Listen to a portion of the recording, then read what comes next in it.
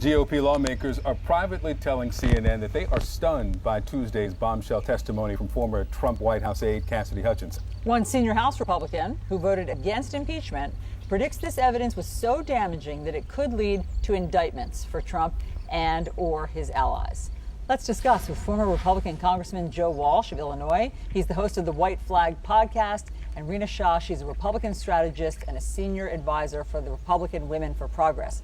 Great to see both of you. Congressman, there's always a question of what will move the needle with, Trump's very, very devoted base. And there was one data point that I found interesting today, and that was the Washington Examiner. So this conservative outlet, as you know, it has all sorts of well-known contributors that appear on Fox regularly. And here was their editorial today. Former White House aide Cassidy Hutchinson's Tuesday testimony ought to ring the death knell for former President Donald Trump's political career. Trump is unfit to be anywhere near power ever again. What do you think changed yesterday, if anything?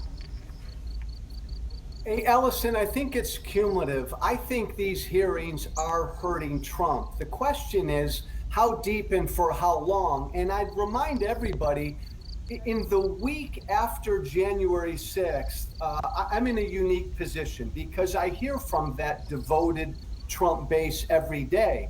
And in the week after January 6th, even Trump's most devoted base was back on their heels, and they were disappointed and angry and questioning Trump. And then over time, that was all corrected. The other thing, Ellison, that I'm hearing is from his devoted base, they're not disappointed in his behavior that's coming out during these hearings.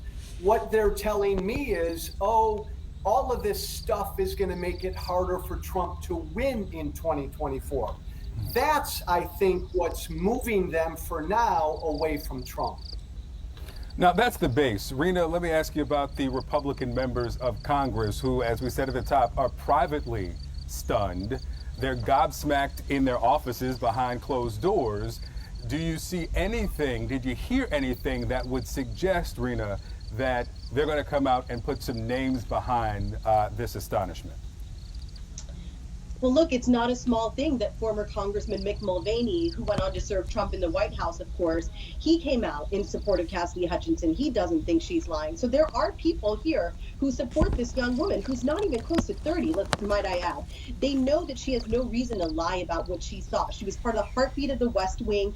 And I'm, of course, no stranger to that kind of thing. I remember on Capitol Hill working for two different Republican members of Congress, sharing sentiments like that when I was frustrated. One big line she said was kind of struck me was he needs to care. And she was, of course, talking about her direct boss, Chief of Staff Mark Meadows.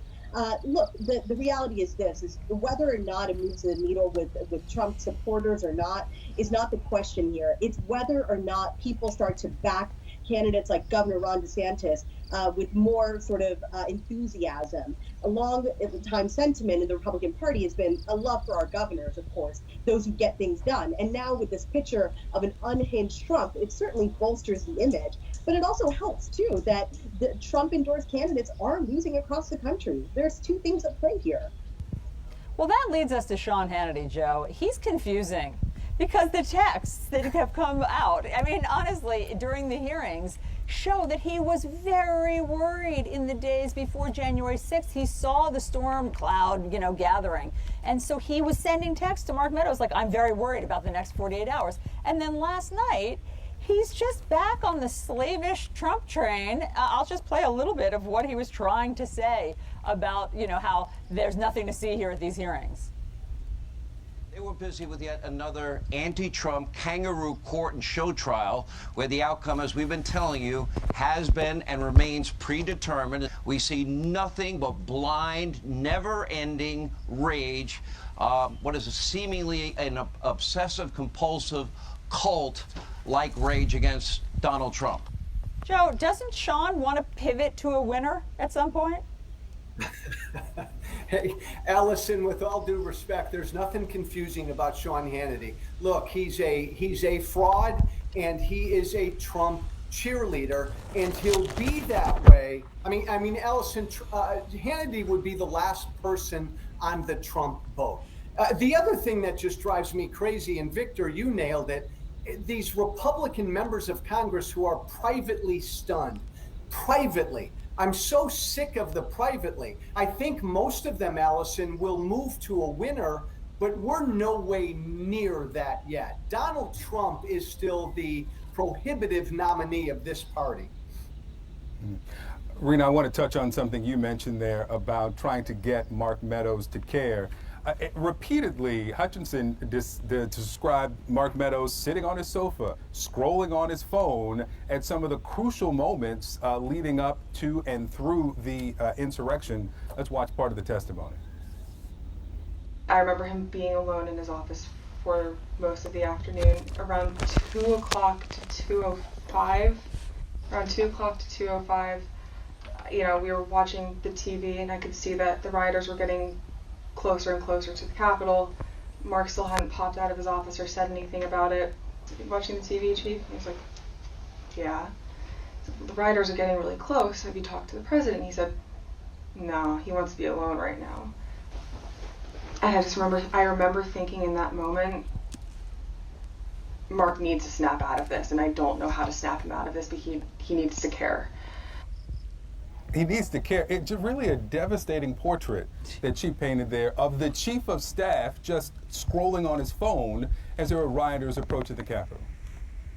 Yeah, the chief of staff to the president of the United States was so very passé about one of his bros in Congress, Mike Pence. I remember being in the halls of Congress and watching the two of them, how they got along, Mike Pence and Mark Meadows, when they served together there, how they got along so well. And here he was, you know, they were calling for Mike Pence to be hung, and Mark Meadows just does not care, it seems. So, look, that's frustrating, but the big picture here is that democracy is fragile, and it takes principled, good people with good morals and values to say something's wrong here. They should be the people who are able to decipher between right and wrong. Sadly, in this case, it was a woman, so young and not older, more experienced people. But listen, the reality is that Trumpism can be defeated. And I know a lot of people don't agree with me, but as long as fear and division and demonizing the Democrats is a playbook of the Republicans, which it will be for a very long time, more and more people will start to understand that's not the American way.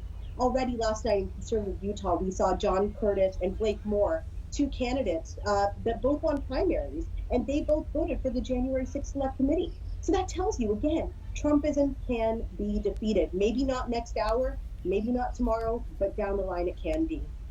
Yeah, and we saw some losses in Colorado for some election deniers in the primary as well. Rita Shah, Joe Walsh, thank you both. Thank you, guys.